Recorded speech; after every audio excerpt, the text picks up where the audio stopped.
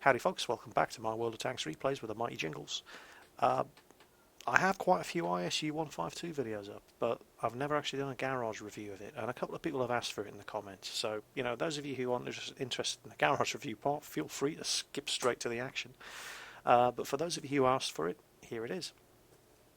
I'll skip straight to the meat of the matter, and we'll go for a quick look at the stats. Hit points, 1010.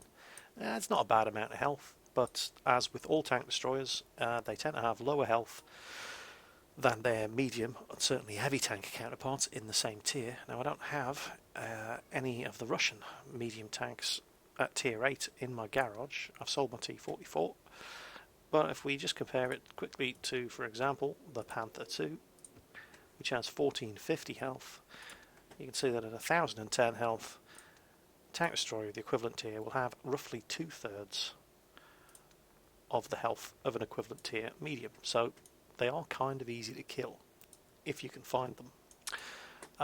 Power weight ratio is pretty damn good, however. It has well, mine weighs just a fraction over 50 tons, and it has a 700 horsepower engine. So they are quite nimble, and you're going to find that in the Russian tank destroyers. Not so much the German ones; they start getting quite slow once you get up to tier 8. But the Russians, they still have a lot of mobility. Acceleration's pretty good. Top speed isn't bad at all. What lets the ISU down, however, is the traverse speed. That's lousy, 21 degrees per second. That's slow. It doesn't turn corners very well at all. It doesn't rotate on the spot very well at all. Armour-wise, well, it's a progression. You go to the ISU-85, it has 45mm of armour, pretty decent sloping. ISU-100, 75mm of armour, pretty decent sloping. ISU, 90mm of armour. Sloping isn't quite as good. Good gun mantle though, and then you get the Object 704, and that has 120mm of armour and is even better sloped and angled than this. So it's a natural progression, but don't kid yourself. 90mm of armour is useless on a tier 8 machine. Just ask the French tanks. Your defence in this thing is killing them before they can shoot you, using that monstrous gun, and just not being seen in the first place. And it is quite a stealthy machine. It's certainly a lot harder to detect than the German tier 8s, the Jagdpanther II and the Ferdinand. So stealthiness is an advantage for this thing over its competitors. And then we come on to view range, which again, logical progression. As you can see, it's getting better and better. The SU-85 had something like 280 metre view range. Where is it? Yeah, 280. SU-100, big improvement there with 350. This gets 370. The Object 704 at tier 9, 390, and so on and so on. Signal range is a little underwhelming though. You find most things at this tier have around 700. In fact, let's have a look at the Germans. The Ferdinand, 710 metre signal range. Russian radios, not as good, unfortunately. And it's not a massive limiting factor, but it does mean that you can expect to run out of radio contact with your allies on the other side of the map, on the larger maps, and not be able to see what they're shooting at on your map. But, Russian equipment, what can I say? It gets the job done. But it's all about the gun, and more so on tank destroyers, and more so on this tank destroyer than any other tank destroyer. It's that BL-10 gun. Now, it is a nasty old grind to unlock that gun on the ISU-152. And the grind kind of starts on the SU-152, the tier 7 tank destroyer. And I'll show you what I mean when we look at the tech tree. Now, there's the ISU-152. And to get to that BL-10 gun, and you really, really want to get to that BL-10 gun, it costs you 63,500 XP to unlock it. But to get it, you have to go through these two guns, and that one is useless and costs you 18,600 XP. That one is useless and costs you 21,400 XP, so that's 40,000 XP for these two, 63,000 for that, 103,000 XP to get the BL-10 gun. That's a nasty grind if all you have is the 152mm derp gun. But you can shortcut that grind, and you shortcut that grind on the SU-152. because these are the same two guns. Now, a lot of people are tempted to skip through the ISU-152 by just going unlock, engine, straight to the ISU. It's a false economy. Don't do it. You're going to want to do these guns on the ISU-152 because that gun, to all intents and purposes, I mean, it says it is only fitted on the ISU-152. Well, yeah, that's technically true, but if you go to the ISU and you have a look at the 152mm gun on that, they're pretty much the same gun. Same lousy rate of fire. Well, not quite the same, but very, very slow rate of fire. Penetration's the same. Damage is the same. It's slightly more accurate on the ISU, and it's got 3.4 second aiming time. It's just horrible. To all intents and purposes, they're the same gun. Now, using that gun on the ISU-152 at tier 7 isn't quite as bad because it's only tier 7. The gun itself, well, it does 910 average damage on high explosive shells. It's a derp gun. It's a 152mm derp gun. But it only has 86 penetration on a high explosive shell. So you're never going to see that 910 average damage unless you're shooting at artillery or light tanks or the rear of another tank destroyer. It's just not going to penetrate. So you'll never see that full 910 damage. Now, the armour-piercing ammo for it does have 135mm of penetration, but this is German Tier 6 medium tank standards of penetration. And this is a Tier 7 tank destroyer. So you're not going to be able to guarantee that the armour-piercing is going to penetrate. If it does, it will do around 700 damage, which is pretty good. But you're taking a gamble with this gun. If you fire high explosive, you probably ain't going to do the 910, but you will do a few hundred damage. If you fire the armour piercing, you might penetrate, and you'll do around 700 damage. But it's a tier 7 machine. You could be shooting at tier 9s, and with that much penetration, you ain't going to penetrate a tier 9 most of the time. You're probably not even going to penetrate a tier 8 most of the time, certainly not from the front. And so you're just going to bounce and you're not going to do any damage whatsoever. So a lot of people tend to just mostly use high explosive with this thing to at least do some damage with every shot, which isn't a terrible idea. And that ain't so bad on the ISU-152 because it's only a tier 7 machine. So grinding the XP for these two guns on this tank is not nearly as painful as grinding the XP for those two guns on the ISU, while still using pretty much the same gun that you have on the ISU-152 at tier 7. So that's my advice, is to do not skip straight to the ISU-152 by going straight through the engine on the ISU-152. Get these guns researched at tier 7 so that you don't have to struggle through tier 8 with pretty much the same gun that you were using at tier 7. I mean, you're still going to have to do it. You're going to have to do 63,000 XP with that gun. I mean, you could use one of these 222mm guns, but they're useless. You are at least guaranteed to penetrate, well, not penetrate, but if you're using high explosive with this thing, you are at least guaranteed to at least do some damage.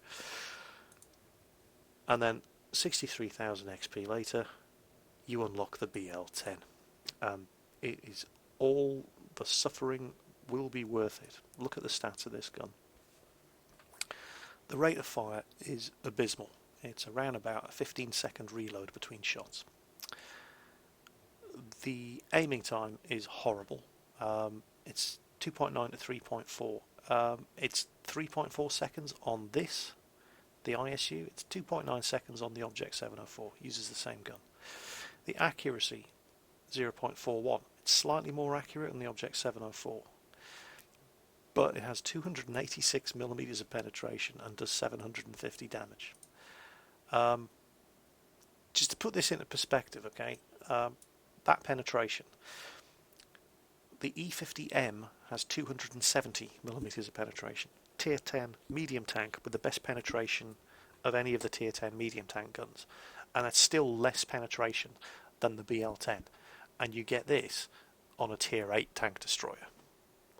That is why the BL-10 is so fearsome.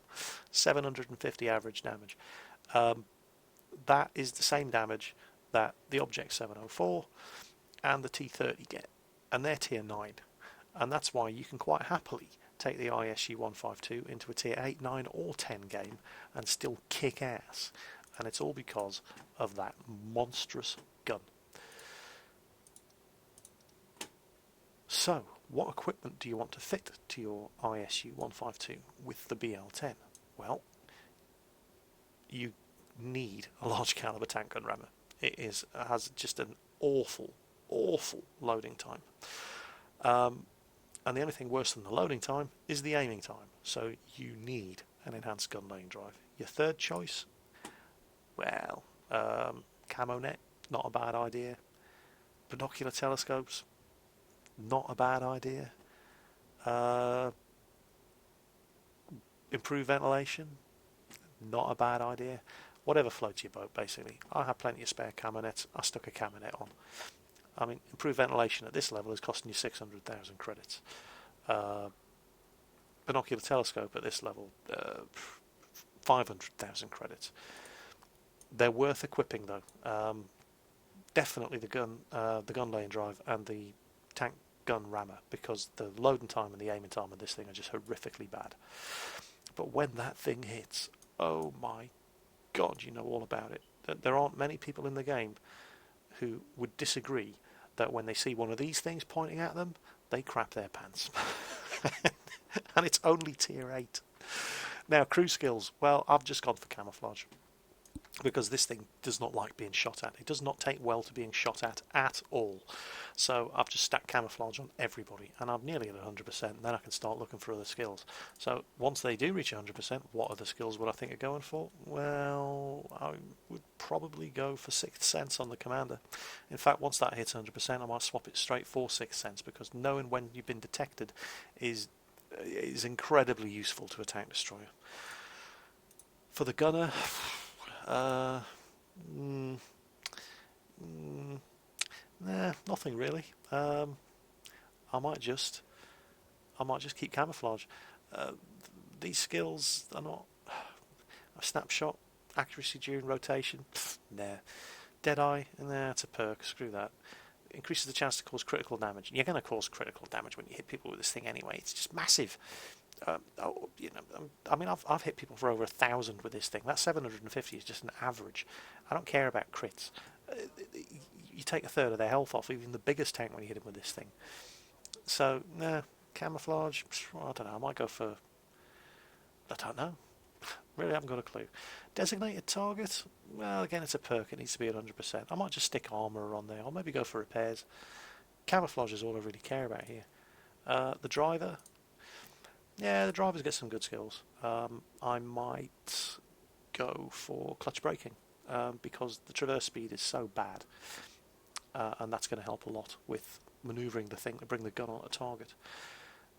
It has 2 loaders. Now, it wouldn't be a terrible idea to start going for safe stowage on one of them. The other, well... Intuition. Yeah, you only use armor piercing on this thing. You never use eye explosive. Adrenaline rush. Yeah, but again, they're all perks. I might just go for repairs. Don't know. Not sure. As long as I get camouflage on everybody, I'm pretty happy. So, yeah, the ISU-152. It's all about that. I mean, look at the size of that gun. It is bigger than the tank. And it really does command a lot of respect and fear on the battlefield. I mean, when people realise you've got that BL-10 pointing at them, you watch them scramble to get backwards and out of the way. Nobody wants to be in front of this gun. I mean, technically the T-30's gun does as much damage, but you don't find people backing away from T-30s as they do ISU-152s and Object 704s. It just inspires so much fear, and rightfully so. 286mm of penetration, 750 average damage. The tier 10 tank destroyers aren't much better than that. This is a monstrous gun. So, enough chat. Let's see this beast in action. Well, here it is in action. And this is a tough game. We're a tier 8 tank destroyer. We're in a tier 10 match. 2 tier 10 tanks per side. They've got an IS-4 and an IS-7. We've got an IS-4 and an IS-7. backed up by a bunch of tier 9s, T-54s, Batchats, E-75s, E-50s, you name it, it's here. So, tough game in a tier 8 tank destroyer. Well, no, not really. We've got the BL-10 gun. We've got the same gun as the Object 704, tier 9 tank destroyer, and I will quite happily platoon up, and I often do. We run platoon nights in our clan, and we love taking our our ISU-152s. We'll quite happily platoon up with the Ag Tigers and Object 704s and not be a burden to the team because of that gun, the BL-10. So here we are on mines.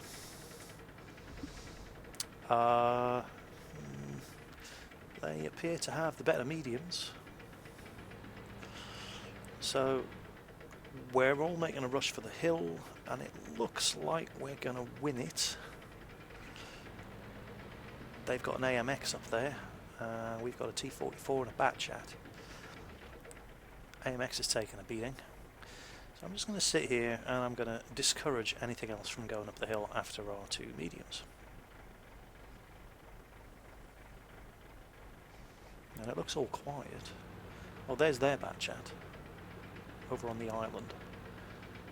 And then he pops off the radar and it's all gone very quiet. Oh, hello. Here comes T-29. Oh, and he's doing alright. He's taking a couple of shots in the back of that T-34 as he goes up the hill. What? IS-4 there has decided that discretion is the better part of valour, and I still don't really have a shot at anybody here. I don't know what our T-34's doing up there, but hey, he made it. So, you know, if it's stupid but it works, it isn't stupid. And to be completely fair, this enemy team, I mean, they had a couple of good players, but they really just... Oh, watch this, watch this.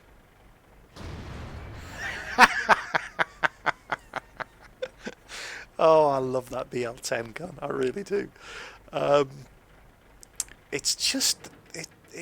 Sometimes it couldn't hit the side of a barn from the inside, and then other times it's just laser-like accuracy. It's just... the gun has a mind of its own.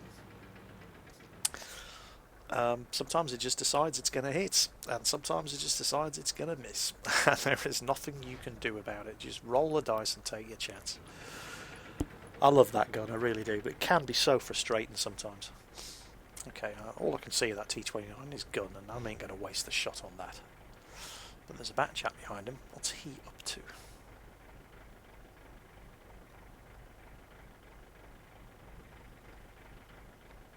Oh, and a Panther too. Okay. Come to my parlour, said the spider to the fly. Come on, little Batchat. You know you want to. Come on, come to daddy, come to daddy. Oh, that one went slightly to the left, but it was good enough to cripple him, blow his tracks off. And I was kind of hoping somebody else could kill him at that point, but, you know, sitting out exposed in the open like that. But no, it looks like I'm going to have to deal with him. Seriously, what kind of idiot? You just got hit by a BL-10, so you repaired your tracks and then you went out again for another shot? Seriously.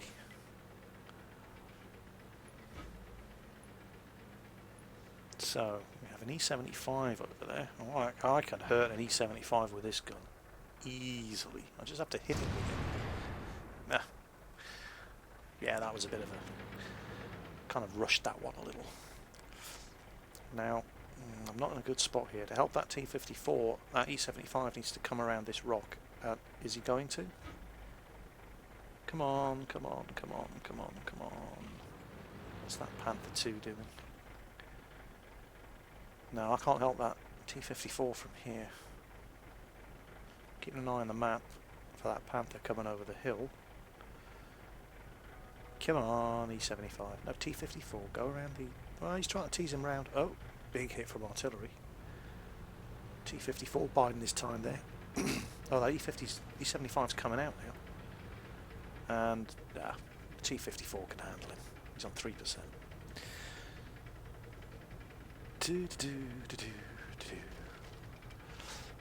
Panther 2's looking tasty. Alright, let's head up here. We've got the hill. T-25/2 on the corner there. I'm relatively convinced that there's nothing waiting for me over this ramp here. Batchat's going for it. Good, excellent. Always good to have somebody in front of me.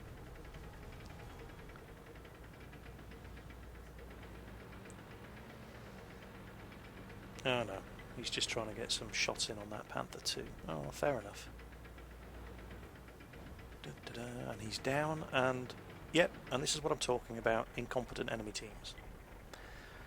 Their E50 spent the entire game 40 yards from his spawn point, and he ain't alone up there. And this is why we were able to take the hill so easily, because most of their medium tanks are sitting up there.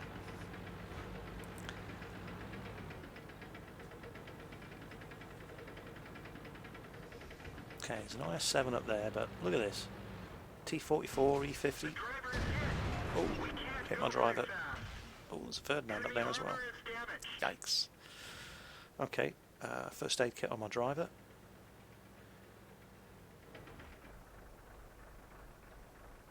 And our artillery should be having fun here. These guys all packed up. I mean, there's so many of them up there.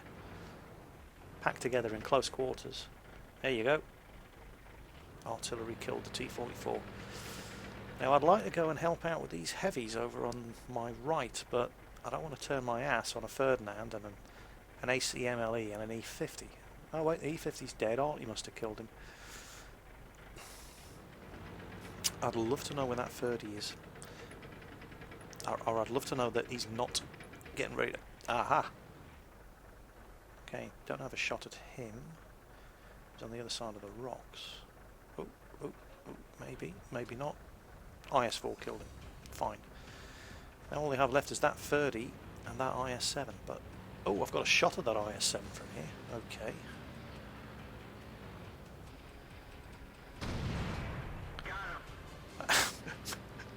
That was such a cheap shot. He was burning to death anyway, but yeah, screw it. Didn't have anything better to shoot at. So we just need to kill that 30 now. Okay, I'm ready to fire. And if you check the map, the Batchat's making a run for it. He's going to try and draw his fire.